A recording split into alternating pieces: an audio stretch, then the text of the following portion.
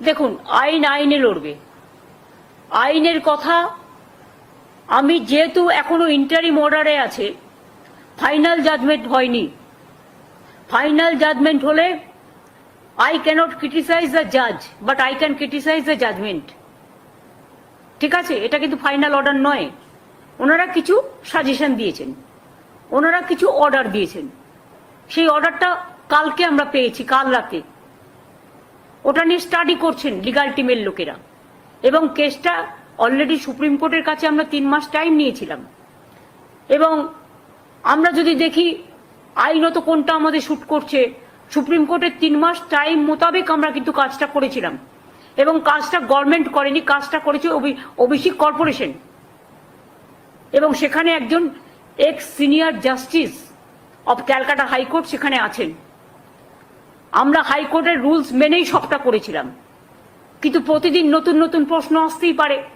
আর আপনারা তো জানেন, সিপিএম আর বিজেপি কখনোই চায় না যে ওবিসি রিজার্ভেশন পাস হোক।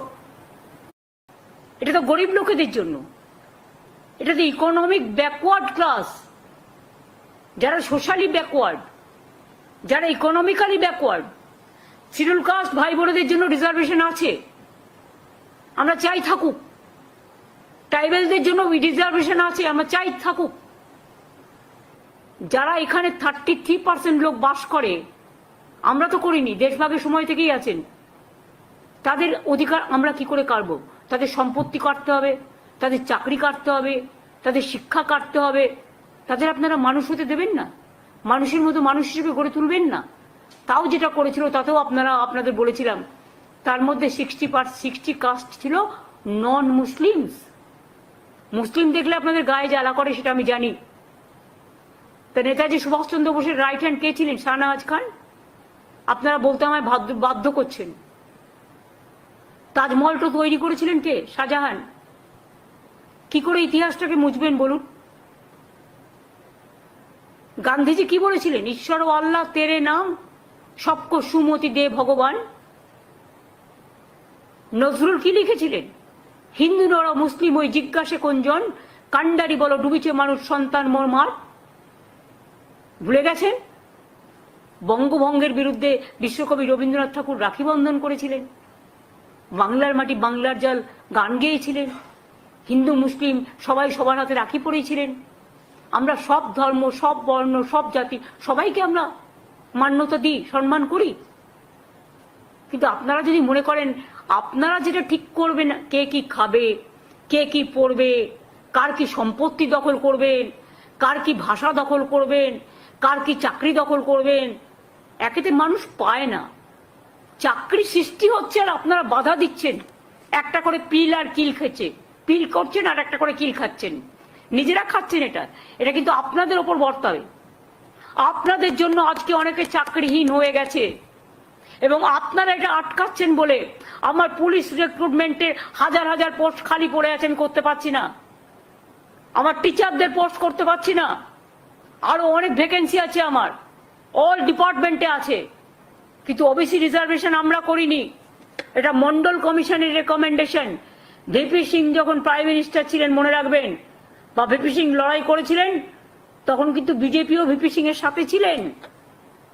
তখন কেন এটাকে অপোজ করেননি? তখন কিন্তু বিজেপিও ভিপি সিং এর সাথে ছিলেন, তখন কেন এটাকে অপোজ করেননি? সময়ে সাথ দেবেন আর সময়ে মানুষকে অনাথ করে দেবেন, এটা তো হতে পারে না। আপনি কি চান ওরা পড়াশোনা করবে না? তাও তো ওদের টাকাটা আলাদা দেওয়া হয়, কোনো জেনারেল কাস্টের টাকা কাটা হয় না, কারণ এমনিতেই তাদের সংখ্যা কম বলে। এগুলো আমি বুঝি। কাজেই ইকোনমিক্যালি যারা ব্যাকওয়ার্ড, তাদের জন্য 17% আমি আলাদা টাকা দিই শিক্ষার জন্য, এটা মাথায় রাখবেন। আর যদি নিচু থেকে মানুষ উপরে উঠে আসে শিক্ষার দ্বারা, তাতে আপনাদের আপত্তির কি আছে? তাহলে আপনারা যখন অপারেশন করেছিলেন পয়েলগাঁও, তখন আপনারা ম্যাডাম কুরেশিকে কেন বসিয়েছিলেন? যান প্রত্যেকটা আর্মি ক্যান্টনমেন্টে গিয়ে দেখে আসুন। আমি নিজে দেখেছি এয়ারপোর্টে। ইউনাইটেড নেশনসের পিস কিপিং ফোর্সে ইন্ডিয়ান আর্মিরা যাচ্ছে কাজ করতে, পাঞ্জাবিরা গন্ত সাহেব মাথায় করে নিয়ে যাচ্ছেন। মনে রাখবেন, সব জায়গায় কিন্তু সব ধর্ম পালন করতে দেয়। এটা ওদের বৈশিষ্ট্যতা, এটা ওদের বিচিত্রতা। বৈচিত্র্যের মধ্যে ঐক্য। প্রত্যেকটা ক্যান্টনমেন্টে মন্দির আছে, মসজিদ আছে, গুরুদ্বারা আছে, গির্জা আছে, আরো যদি অন্য কোনো বৌদ্ধ ধর্ম আছে, এ আছে, প্রত্যেকটা। আজকে বেলুড় মঠ, যারা সবচেয়ে বেশি হিন্দু ধর্মের, রামকৃষ্ণ পরমহংসদেব, সারদা মা থেকে শুরু করে একেবারে স্বামী বিবেকানন্দ থেকে শুরু করে যাদের ধর্মে আমরা বিশ্বাসী, সেখানেই যদি দরগা থাকতে পারে, রাজনীতিটা কোথায় করছেন? গাছ তো যে কোনো কারো বাড়িতে পুঁততে পারে, পবিত্রতার সাথে পুতুন। কিছু কিছু গাছ আছে যেগুলো আমরা দেবদেবীদের বেলপাতা আমরা শিবের মাথায় চড়াই, আমরা মা দুর্গাকে দিই, আমরা মা কালীকে দিই, আমরা বৈষ্ণু মাতাকে দিই, আমরা কৈলাসকে দিই, কাশী বিশ্বনাথকে দিই। আম পাতা, লক্ষ্মীর ঘটে মেয়েরা আম পাতা বসায় বৃহস্পতিবার। তুলসী পাতা, তুলসী ক রকমের হয় জানেন? আমার বাড়িতে 40টা তুলসীর গাছ আছে ওইটুকু জায়গার মধ্যে। তুলসীর মধ্যে আবার লক্ষ্মী আছে, নারায়ণও আছে। আর সব জায়গায় তুলসী গাছ হয় না, সম্মানের সাথে করতে হয়। একটা ফল বিক্রেতা তার ধর্মের অনুষ্ঠান পালন করতে বাড়ি গেলেন, আর তার জায়গায় আপনি পবিত্র তুলসীটাকে পুঁতে দিয়ে অসম্মান করলেন তুলসী দেবতাকে। তুলসী মনে রাখবেন লক্ষ্মী নারায়ণ বলি আমরা। শ্রীকৃষ্ণকে আমরা তুলসী দিই, জগন্নাথকে তুলসী দিই, আমরা লক্ষ্মী নারায়ণকে দিই। আপনার পুঁততে হলে নিজের বাড়িতে পুঁতলেন না কেন? যারই কথা হোক, আমি কাউকে মিন করে বলছি না, আমি প্রত্যেককে বলছি, যারা যারা এই মিন মাইন্ডেড পলিটিক্স করেন, চ্যারিটি বিগিনস এট হোম। আয়নায় নিজের মুখ দেখুন, তারপরে অন্যের মুখ দেখবেন। এগুলো অন্যায়, দেবতাদের অসম্মান করা। সব ধর্মের লোকেদের সব ধর্ম পালন করার অধিকার আছে। আজকে দুর্গাপুজোয় ছুটি হয়, অনেকেই বাড়ি যান, দেশে যান, তাই বলে আমি তার বাড়িটা দখল করে নিতে পারি? কি শেখাচ্ছেন? কি রেখে যাচ্ছেন? যা ইচ্ছা বলছেন, যা ইচ্ছে করছেন। গণতন্ত্র যদি এখানে না থাকতো, তাহলে কি আর আপনি আমার পাড়ার মোড়ে দাঁড়িয়ে আমার উদ্দেশ্যে জুতো ছুটতে গিয়ে বলে না, ধর্মের কল বাতাসে নড়ে, জুতোটা গিয়ে পড়লো আমার একটা পাঞ্জাবি পুলিশের পাগড়িতে।